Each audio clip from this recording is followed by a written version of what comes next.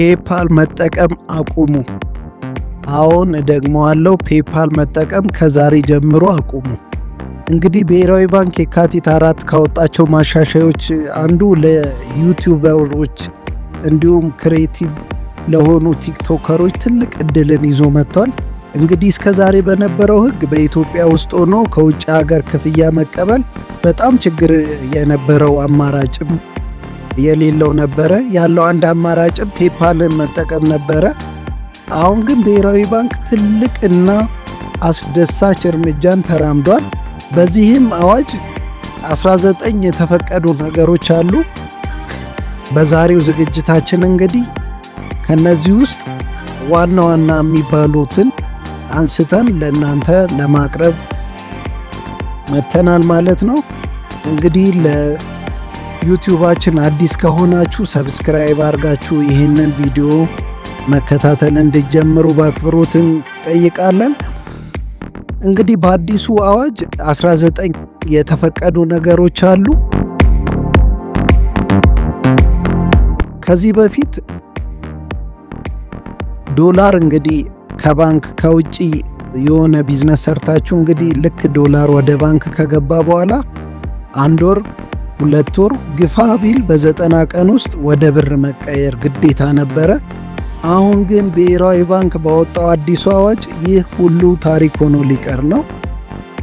ባንኮች ውስጥ አዲስ አካውንት መክፈት ትችላላችሁ። በፊት በነበረው እንግዲህ ያለ ጉዞ ዶክመንቶች እና ፓስፖርት ዶላር አካውንት ማንም የሀገር ውስጥ ሰው፣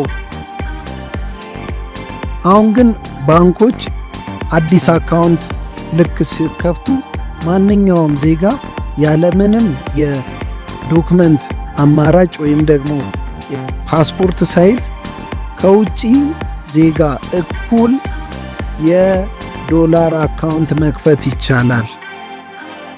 ይሄ በጣም በጣም ትልቅ እና አስደሳች ዜና ነው። እንግዲህ ማንኛውም ሰው ሄዶ ዶላር አካውንት በመክፈት የፈለገውን ያህል ጊዜ ዶላር በማስቀመጥ ለፈለገው ጉዳይ መጠቀም ይችላል ያለምንም ገደብ። በተጨማሪም እንግዲህ ብዙ ጊዜ ከአሊባባም ሆኑ ከተለያዩ ኦንላይን ማርኬቶች ዕቃን ለመሸመት ቪዛ ካርድን ግዴታ ይፈልጋሉ። አሁን ባለው ሁኔታ ግን የዶላር አካውንታችሁን ትከፍታላችሁ፣ ቪዛ ካርዳችሁንም ወዲያው ማውጣት ትችላላችሁ፣ የፈለጋችሁትንም ግብይት መፈጸም ትችላላችሁ ማለት ነው።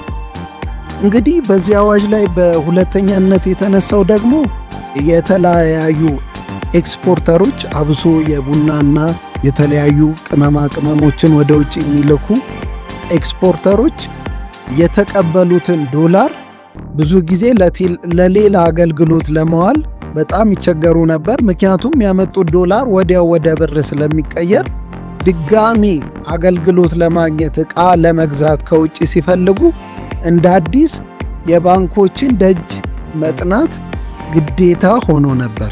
አሁን ግን የራሳቸውን ዶላር በራሳቸው የባንክ አካውንት በማስቀመጥ ለፈለጉት ጊዜ ያለ ገደብ እያወጡ መጠቀም ይችላሉ ማለት ነው።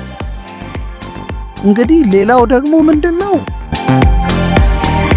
ትልቅ እድልን ይዞ የመጣው ለባንኮች ነው። ባንኮች ከዚህ በፊት ባለው ሁኔታ አብዛኛውን ዶላር ከገበያው ላይ መሰብሰብ አልቻሉ። ይህም የሆነበት ምክንያት ሬቱ በጣም ያነሰ ስለነበር ነው። አሁን ባለው ሁኔታ ግን አንደኛ ሬቱ የተመጣጠነ ብላክ ላይ የሚመነዘርበት ዋጋና ባንኮች ላይ የሚመነዘርበት ዋጋ እኩልና በጣም ተቀራራቢ ነው። ይህ ደግሞ ከዚህ በፊት በህገወጥ መንገድ የሚዘዋወሩ ዶላሮች ወደ ባንክ እንዲመጡ ያደርጋል። ምክንያቱም አንድ ኤክስፖርተር ዶላሩን በአካውንቱ ማስቀመጥ እስከቻለ ድረስ በህገወጥ መንገድ ሄዶ ዶላሮችን ለመሰብሰብ የሚገደድበት ምንም አይነት ግራውንድ አይኖርም ማለት ነው። ያው ከዚህ በፊት ማንም ሰው መንገድ ላይ እንደፈለገው ዶላርን ይዞ መንቀሳቀስ አይችልም። ዶላርን የያዘ ሰውና እጽን የያዘ ሰው እኩል ነበር የሚታየው። በተለያዩ የፖሊስ ዜናዎች ላይም ከዚህ በፊት እንግዲህ እከሌ ይሄን ያህል ዶላር ይዞ ተገኘ፣ ይሄን ያህል ተቀጣ የሚሉ የፖሊስ ሪፖርቶችን መስማት የተለመደ ነበር። በአዲሱ አዋጅ ግን እንዲህ አይነት ዜናዎችን የምንሰማበት ምንም አይነት ግራውንድም ሆነ ምንም አይነት አማራጭ የለም። ምክንያቱም ማንም ሰው ዶላርን ይዞ መንቀሳቀስ ይችላል፣ በህጋዊነት አካውንት መክፈት ይችላል፣ የፈለገውን ዕቃ መገበያየት ይችላል ማለት ነው። ብቻ በአጠቃላይ በአዲሱ አዋጅ የሰፈሩት 19ኙ አዲስ የወጡት የተፈቀዱ ነገሮች በውስጣቸው ብዙ ነገሮችን ይዘዋል። ዝርዝሩን እንግዲህ ከብሔራዊ ባንክ ኦፊሻል ገጽም በበለጠ በተብራራ መልኩ በእንግሊዘኛውም በአማርኛውም ምትም ተለቋል። ብቻ በአጠቃላይ ለባለ ሀብቱ ከዚህ ቀደም ከውጭ ያገኘውን ገቢ ወደ ብር መቀየሩ ግዴታ የነበረ ቢሆንም በዛም የተነሳ ባለ ሀብቱ በየቀኑ የብር የመግዛት አቅም እየወረደ በመሄዱ ያለው ሀብት እያነሰ እየቀነሰ ይሄድ ነበር። አሁን ባለው ሁኔታ ግን ይህን አይነት ችግር አያጋጥመውም። ይሄ ደግሞ ለሀገራችንም ለባንኩንም ለኢኮኖሚውም ትልቅ እምርታና አንድ እርምጃ ወደፊት የተራመደ አዲስ አዋጅ ነው። ስላዳመጣችሁኝ አመሰግናለሁ። ኢዮብ ነበርኩኝ ከአሻም ቲዩብ። ሰብስክራይብ፣ ፎሎ፣ ሼር ማድረግ አይረሳ። ስለነበረን ቆይታ እናመሰግናለን። ቸር ሰንብቱ።